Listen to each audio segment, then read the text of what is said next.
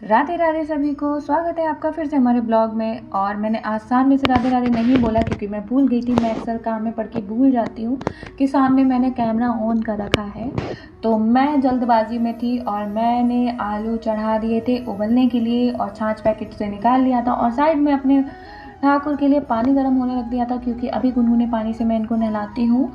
तो फिर क्या था, फिर मैंने छाछ निकाला और छाछ में डाली बूंदी रायते के लिए, क्योंकि आज मुझे पूरी सब्ज़ी और रायता बनाना था। और रायते में मैंने वही अपना परमानेंट मसाले, धनिया मिर्च पाउडर और आपका थोड़ा सा काला नमक, थोड़ा सा जीरा पाउडर डाला और मैंने पानी को उतार के रख दिया था क्योंकि पानी हो चुका था गरम।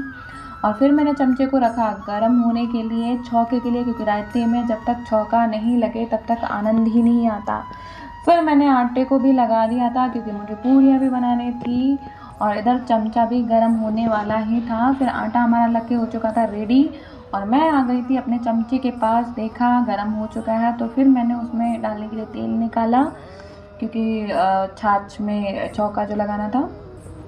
फिर मैंने हींग और जीरा निकाल के रायते में तड़के लगाने की तैयारी। और ये मुझे बार बार हाथ धोने की बीमारी है। आप में से किस किस को ये बीमारी है मुझे कमेंट्स में ज़रूर बताइएगा। फिर मैंने हींग जीरा डाला उसमें तेल में, क्योंकि तेल गरम हो चुका था और मैंने साइड में इसको खिसकाया और खिसकाने के बाद इसमें तड़का मार दिया और मार के इसको ढक दिया ताकि हींग की खुशबू बाहर ना जाए।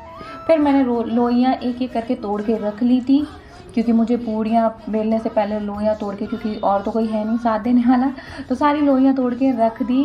फिर मैं कढ़ाई को, पट्टे को उठा के रखा और मैंने कढ़ाई को चढ़ाया क्योंकि कढ़ाई भी गर्म करनी थी। और फिर मुझे याद आया कि मैं ये सब करने वाली हूँ तो जिनको भोग लगाना है उनको तो मैंने अभी उठाया ही नहीं है। तो मैं आ गई अपने ठाकुर के पास, मैंने तालियां बजा बजा के उनको गा गा के उनको उठाया और उठा के उनके बिस्तर हटाने के बाद फिर मैंने उनका श्रृंगार का सामान निकाला और फिर मैंने उनके मंदिर को किया साफ़। और साफ़ करने के बाद इनको अपनी गोद में उठाया क्योंकि मैं इनको स्नान बैठ के करवाती हूँ, क्योंकि एक बार मेरे ठाकुर जी गिर गए थे तो उनका हाथ टूट गया था। मुझे बहुत दुख हुआ था उस दिन, तब से मैं इनको बैठ के ही स्नान कराती हूँ। तो मैं बैठ गई थी इनको लेके नीचे और मैंने इनको स्नान कराया था, तो उसकी वीडियो शूट नहीं करती हूँ, मैं आपको पहले भी बता चुकी हूँ। और फिर इनका श्रृंगार करने के बाद और इनको इत्र लगाया। इत्र लगाने के बाद फिर अब लगाने की बारी थी इनके केस, और केस लगाने के बाद मुकुट पहनाया। मुकुट पहनाने के बाद फिर से इनका तिलक किया।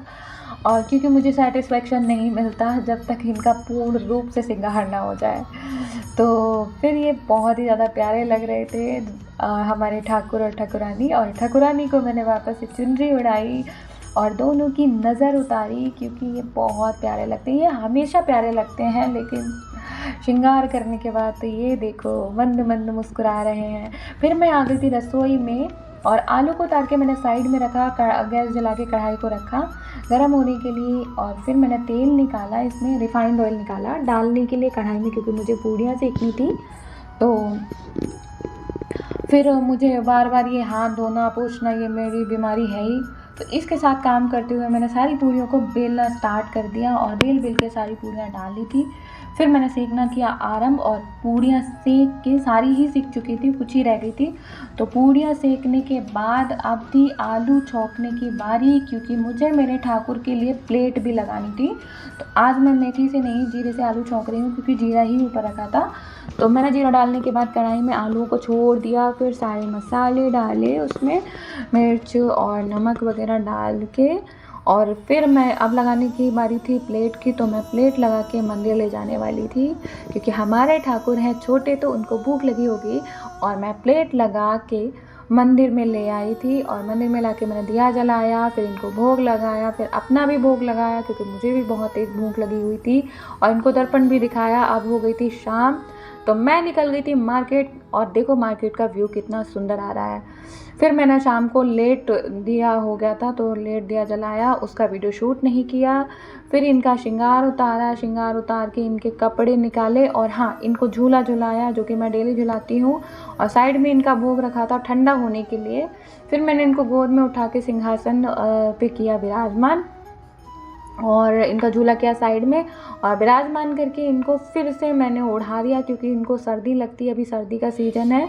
तो मैंने एक ही कपड़े से ओढ़ाया था इनको, और ओढ़ाने के बाद बाकी कपड़े रख दिए थे। फिर मैंने इनका भोग लगाया, क्योंकि काफ़ी रात हो चुकी थी, कल लेट हो गया था भोग लगाने में।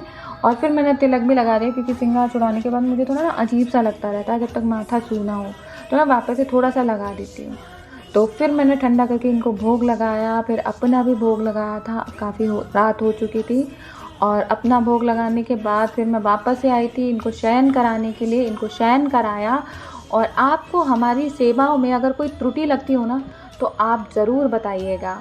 फिर हो चुकी थी काफ़ी रात और मैं आ गई थी बालकनी में। अभी देखो, आपको बालकनी का व्यू देखने के लिए मिलेगा। बहुत ही ज़्यादा सर्दी थी, कोहरा था, और मतलब मैं क्या बताऊँ, बहुत ज़्यादा सर्दी, कुछ दिखाई नहीं दे रहा था। अभी आपको वीडियो में समझ आएगा।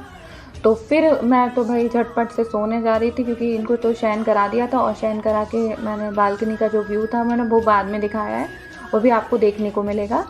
और फिर क्या था कि मैंने वीडियो को कर दिया एंड, क्योंकि फिर सुबह भी उठना होता है।